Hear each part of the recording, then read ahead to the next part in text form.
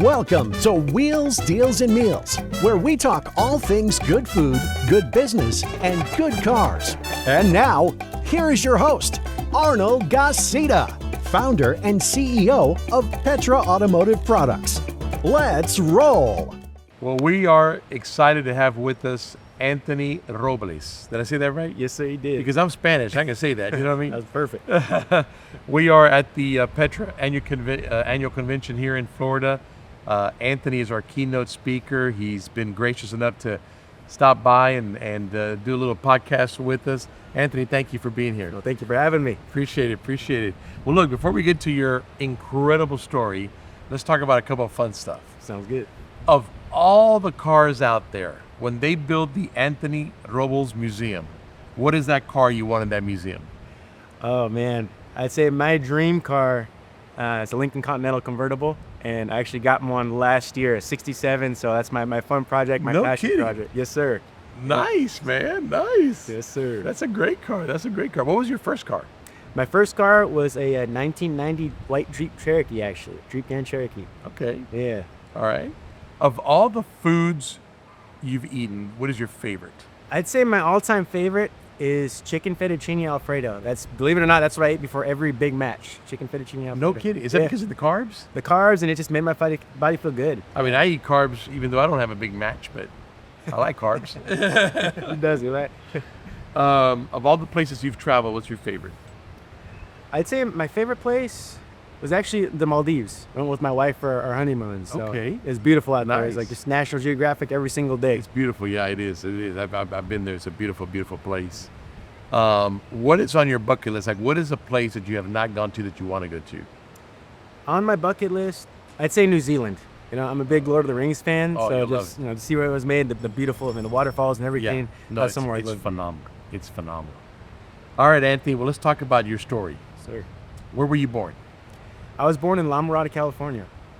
Sir. Okay. California boy. California boy up until I was 14 years old, and then we moved to Mesa, Arizona. Mesa, Arizona when you were 14. Now, when you were born with a disability, right? What is that? Explain to people what that is. Yeah, so, when I was born missing my right leg, and the doctors, they had no idea, actually. The technology isn't nearly what it is today, so they literally did not know that I'd be missing my leg until I was born in the operating room. Wow. Okay, so you grow up without your right leg. Did you ever think about it, or were you just like, it's not there and I'm just going to do my thing? Well, I struggled with it growing up, because there was one thing being at home and inside my household. I grew up with 3 brothers and a sister, and my family never treated me any differently. They never treated me like it was a big deal that I was missing my leg. But when I stepped outside of the house, when I went to the grocery store, to schools, people would look at me different. They treat me different. And so growing up, I was thinking, like, is it a big deal? Is it not? And, I think I struggled for a little while with that self-confidence, but I was blessed overall just with a great family to basically just recharge me on a daily basis, to where I would come home and I think, okay, if my family is happy with me, if they're proud of me of how I am, I should be proud of myself too. So it was with their strength I got through it. Now, your fame, right, is champion wrestler. Where in your life did you go, I'm going to be a wrestler? Actually, it wasn't until I was 14 years old. It was that move from California to Arizona.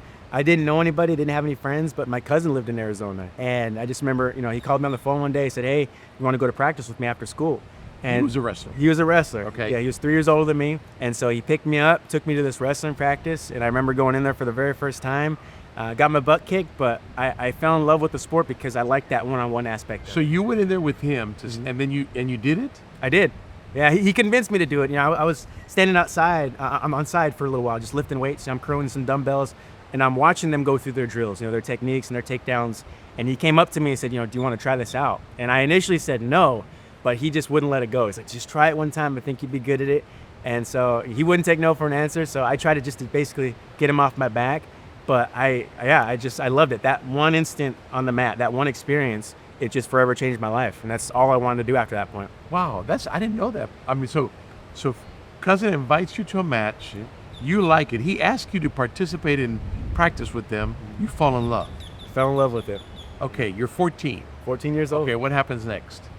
So I decided to try out for the Mesa Junior Wrestling team. Mesa In Junior high school? In high school. So Okay. in Arizona, there are so many kids on the high school campus. They separated the freshmen on their own campus. Okay. With junior high kids. So Okay, so you were a freshman at the time. I'm a freshman at Okay. the time, and I went out for the team and didn't go too well. It wasn't pretty. I actually finished last place in the Mesa City tournament that first year.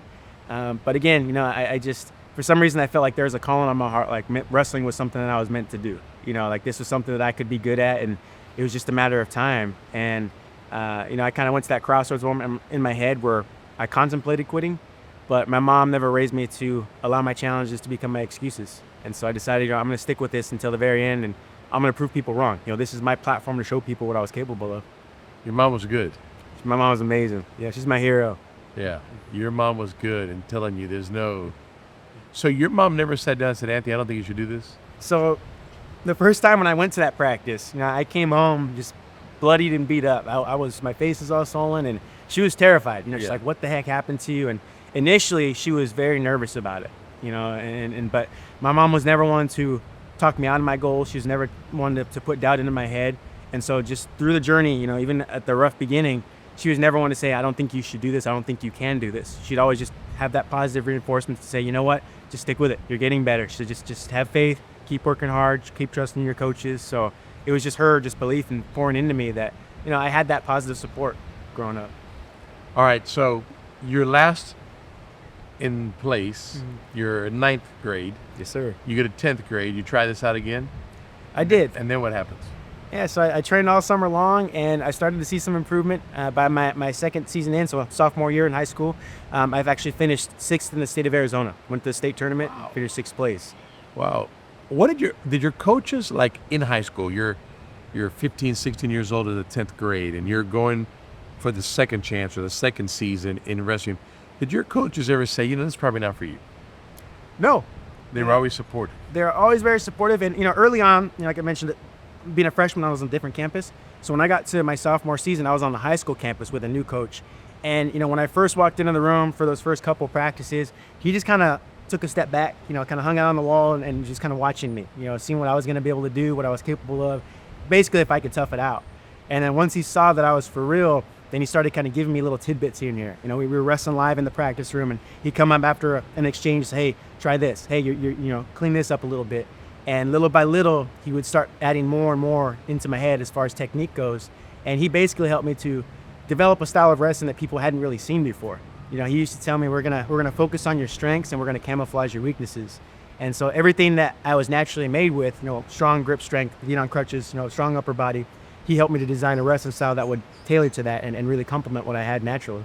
I like it. He figured out a plan. He did. He figured out a plan. Was he your coach through high school? I'm blessed to say yes, he was my coach through high school. So when you finished high school, what'd you finish? Number 1 in the state?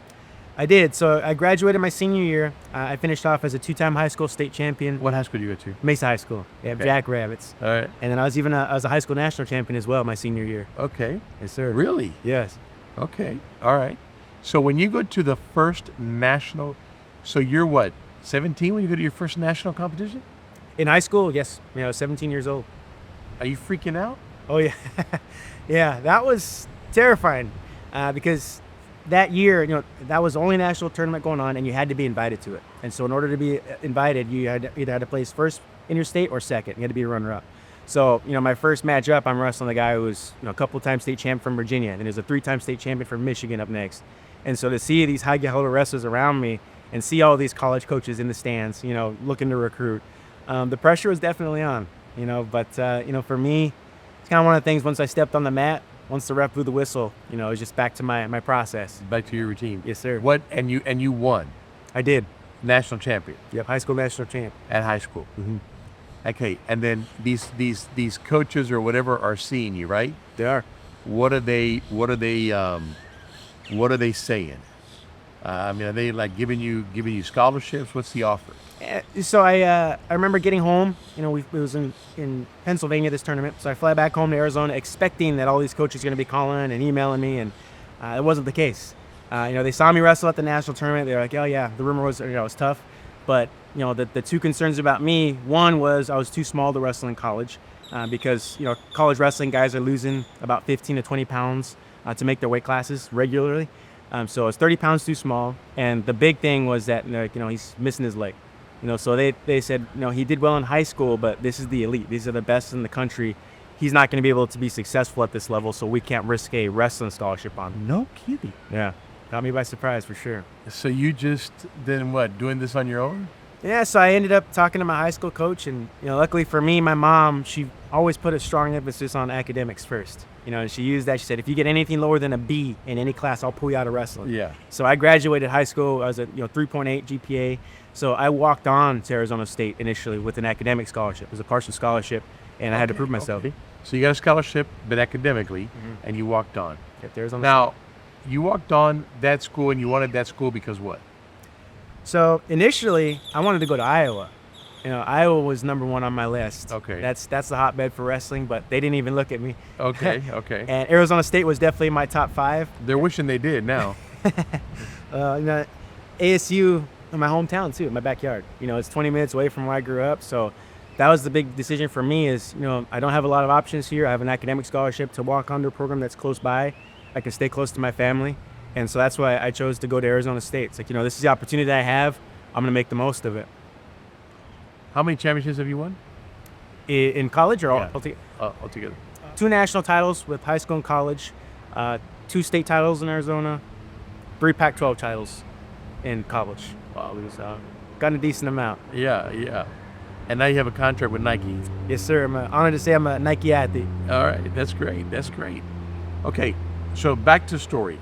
When you're now in ASU and you're trying to get into the wrestling program, I would imagine there's still some people that are making fun of you, or maybe making fun is not the right word, but telling you don't belong there.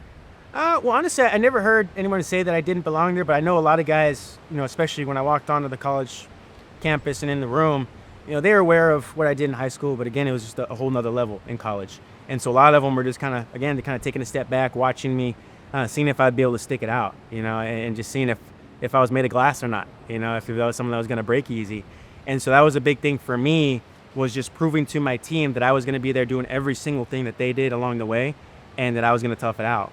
And so for the first thing we did, the first experiences, we called it Hell Week. So it's the first week of official practice. Basically, Coach designed Hell Week so that he doesn't have to cut wrestlers. They just quit on their own. Yeah. So all the toughest practices he can throw at you, workouts he'll put in that week. And so for me, it was all about just getting through, surviving every single practice that week, every single thing he would throw at us to show my teammates and really earn their respect that I would be there for the long haul.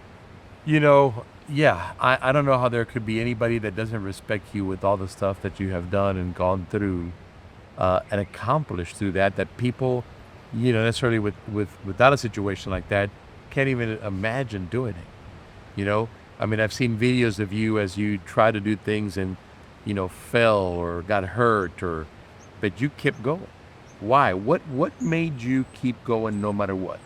For me, it was kind of 2 factors. Number one, it was just reaching my goal, having that visualization in my head, just how good is it going to feel to get there, to be recognized as a national champion, to earn the respect. And also, I had to use negativity as motivation at times, the doubt of other people, and thinking, if I quit now, if I give up now, I'm proving a lot of people right, who doubted me, who had these low expectations of me. So those motivated me, and I was able to just kind of really just break it down, to where I wasn't focusing on reaching the end. It was just that one step in front of me. Yeah. Just taking it one step at a time, just chipping away, and just focusing on that, the small things that I could do to be successful. And you wrote a book about this. I did. Called Unstoppable. Yes, sir. About your journey and your story. And that book became a movie that just came out this year, right? It did, yeah. With Jennifer Lopez. Yes. When you got the call, and I don't know how that all works, but when you got the call or whatever that said, we want to make a movie about you, how'd you feel? My initial thoughts were, I was just blown away. I was excited. It's like, wow, this is a dream. But then as I started to think more and more about it, it's like, wow, the world is going to see my story now. They're going to see it, not just the good times, not just the victories, but also the heartbreaking moments, my pain, my scars that I went through in life. And that was the scary part, because I wrestled through a lot of things in my life off the mat, and, to share that with the world was intimidating. But I knew right away that we needed to kind of take our time and make sure we had the right group around us to tell a story that would be respectful. So it took a while to get that team together, but it was well worth the wait. Now, did you get to help pick the cast, or they do the cast themselves? I had a little bit of input with the cast, but really, the amazing cast that we had, Jennifer Lopez, Don Cheadle, Bobby Cannavale. I mean, as soon as their names were mentioned, I was on board right away. And you were there just about for the whole shooting? I was. What was, in the entire shooting process, if you could pick one thing to share with us, what was one of the most memorable things? For me, the most memorable, moment was when we were filming the National Wrestling Championships, the finals. And, I mean, I remember walking inside the arena, and, I mean, they did so well about capturing the little details when I actually won my championship. So everything looked like it was real. It was like a blast from the past.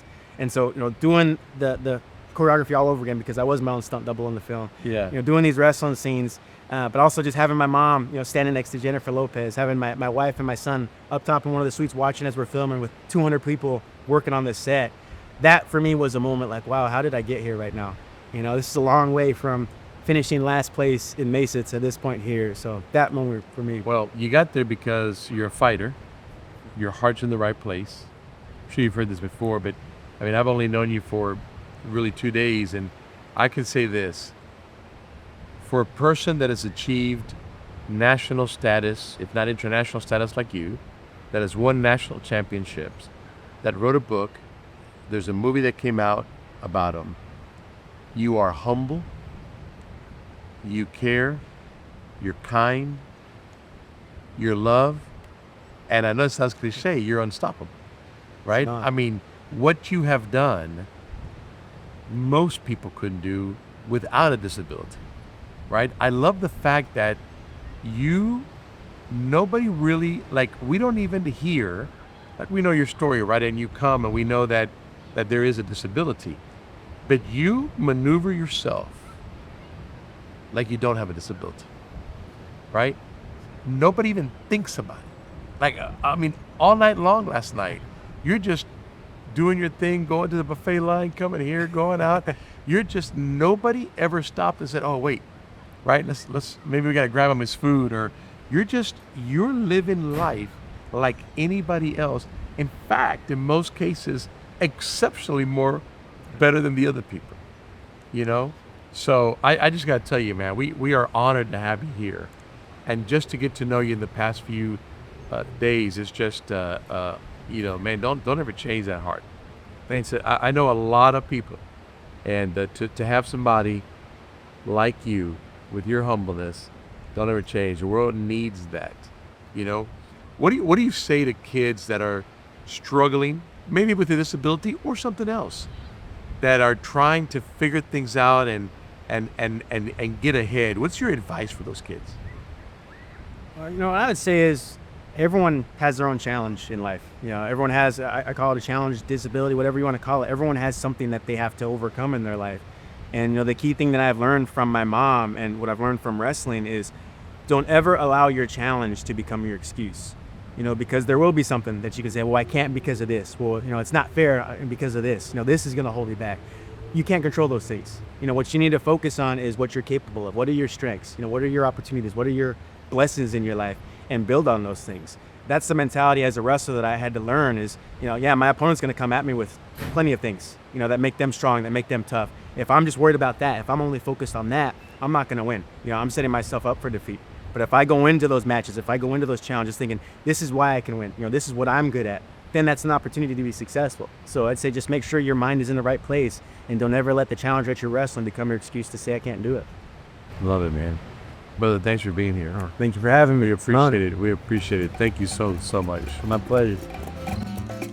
Thank you for listening to Wheels, Deals, and Meals, your main source for all things good and fun, business, food, and cars. If you like this episode, make sure to rate us and subscribe. If you would like to be a guest on our show, please leave a message at the link below. Till next time, happy eating.